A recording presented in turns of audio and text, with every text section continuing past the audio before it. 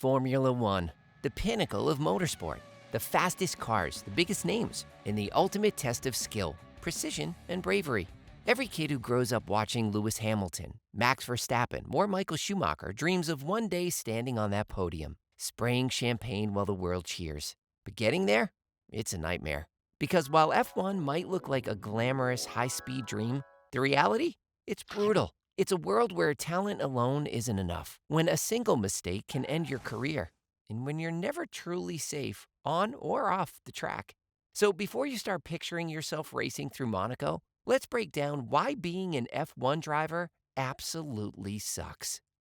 Let's start with the biggest problem. If you're not rich, you're not making it. Period. Talent? That's cute. You could be the next Ayrton Senna, but if your parents aren't loaded or connected, you don't even get a seat at the table. Because getting into F1 isn't just about being good. It's about having millions to burn before you even get close. And I don't mean a few $1,000s. I mean karting alone can cost upwards of $100,000 a year. And that's just the warm-up. If your family isn't already insanely wealthy, forget about it. The odds of some random kid with no connections making it to F1? Basically zero. But let's say your dad is a billionaire and decides, "Sure, son, I'll fund your racing career."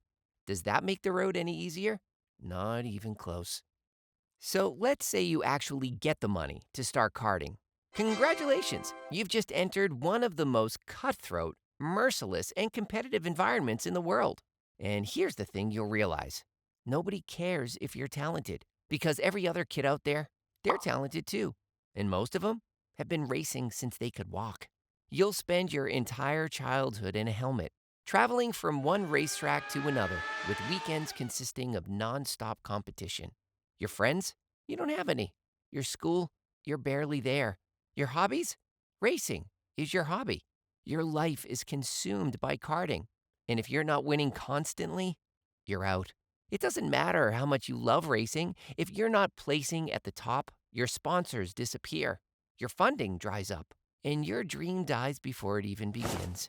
But let's say you crush karting. Now it's time for Formula 4, the first real step toward professional racing. And this is where the bloodbath begins. Suddenly, you're up against the best of the best from all over the world. These drivers have teams, sponsors, trainers, and years of experience. And you're expected to fight for your life just to make it to the next level. The pressure is suffocating. One bad race, one mistake, one mechanical failure, suddenly your career is on the line. But let's say you actually dominate Formula 4. You move up to Formula 3. Welcome to a whole new level of hell. At this point, the field is so stacked with talent that even being insanely good isn't enough. There are only a few seats available in F2 and even fewer in F1. If you're not winning races, you're forgotten. If you don't have sponsors, you're broke. And if you don't have the right people backing you, you can kiss that F1 dream goodbye. Because here's the ugly truth. No one gets to F1 on talent alone. You need money, connections, and a ridiculous amount of luck. And even if you win in F3, that doesn't guarantee anything, because now it's time for Formula 2. And this is where reality kicks in. Formula 2 is your last chance to prove yourself. If you make it here, you are only one step away from F1. But so is everyone else. And now the pressure is worse than ever. At this stage, you're competing against the absolute best young drivers in the world, all fighting for a spot in the top 20. The racing is brutal. The cars are faster, more physical, and more punishing than anything you've driven before. The competition is ruthless. Drivers will risk everything to win because they know that only a few of them will ever get an F1 seat. And even if you win races in F2, that still doesn't mean you're getting to F1. Because now, politics come into play. Here's the harshest truth of it all. Formula 1 only has 20 seats. 20. For reference, there are billions of people in the world, thousands of professional racers, and only 20 people get to call themselves F1 drivers at any given time. Think about that. A sport where millions dream of competing, thousands dedicate their lives to making it, and only 20 people actually get to race. And if you think about being the best in F2 automatically gets you a seat, think again, because talent alone doesn't cut it anymore. At this point, your career depends on sponsorships, team politics, and which billionaire's son is looking to buy their way onto the grid.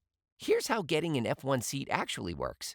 If you have massive sponsorship backing, a team might take you. If you have connections with a team's academy program, you might get a chance. If a team just lost a driver and needs a replacement, you might get the call. And if none of those things apply, you're screwed. You could dominate F2, but if a rich driver with financial backing is available, teams will take him over you. You could have more talent than half the F1 grid, but if there's no open seat, you're just out of luck. There are no guarantees in F1, and even if you do get a seat, that's when the real nightmare begins. So after years of blood, sweat, and tears, you finally get your shot. You made it to F1. You're one of the 20 best drivers in the world. But here's the catch. You're the second driver. You're not the team's superstar. You're the backup, the one expected to support the team's golden boy. Your job? Move aside when the lead driver needs to pass. Hold up competitors to protect your teammates' race. Never, ever complain about team strategy. And the best part, if you don't deliver immediately, your seat is always in jeopardy. F1 doesn't care about loyalty. If you're not performing, you're gone. One bad season, goodbye. One mistake, replaced. There's always another hungry driver waiting to take your seat. And if you're amazing, that might not be enough. Because in F1, politics matter more than talent. If your team likes someone else better, you're out. If a billionaire's kid buys their way in, you're out. Nothing is guaranteed. If you think being an F1 driver is just about jumping into a car and driving fast, you're delusional. These drivers train like Olympians. A typical workout includes extreme cardio because pulling 5 G-forces in a turn is basically like getting punched in the face repeatedly. Insane neck training because your head is basically trying to rip itself off your shoulders during races. Strength training because steering an F1 car at 200 miles per hour isn't exactly light work. And then there's the travel. An F1 season has 24 races spread across 5 continents. That means you're constantly flying, constantly in different time zones, and constantly exhausted. You're barely in the same place for more than a few days. Your body never fully recovers. And forget about a personal life. Relationships? Good luck dating when you live on a plane. Hobbies? Your hobby is trying to sleep between flights. Vacations? What are those? This isn't just a job. It's a full-blown lifestyle that consumes you. And even with all of this, you're still not safe. Let's say you finally get good enough to fight at the front. You're in a top team. You're ready to win races. But guess what? F1 isn't just about driver skill. It's about the car. You could be the most talented driver in the world, but if your car is slow, you're going nowhere. There are 2 teams fighting for championships, and then everyone else fighting for scraps. Imagine being an insanely talented athlete and realizing that no matter how good you are, you're only going to finish 9th because your car is garbage. That's F1. You could be a legend in another era, but if you're stuck in a bad car, tough luck. And even if you do have a great car, now you have to fight your own teammate for the title. And if the team decides they like him better, they'll sabotage your strategy, slow your pit stops, and make sure you're the one who suffers. Because F1 isn't about fairness. It's about winning at all costs. So after spending millions, sacrificing your childhood, training like an animal, traveling nonstop, and fighting politics, why do people still become F1 drivers? Because for those few moments on the track, nothing else matters. Because when you win a race, all the pain, exhaustion, and suffering disappears. Because there's no adrenaline rush like pushing an F1 car to the limit. But let's be real, it still sucks. The road to F1 is nearly impossible. The life of an F1 driver is exhausting, and at any moment, your career could be over. So next time you see an F1 driver spraying champagne on the podium, remember, that's the fun part. Everything else, it's hell.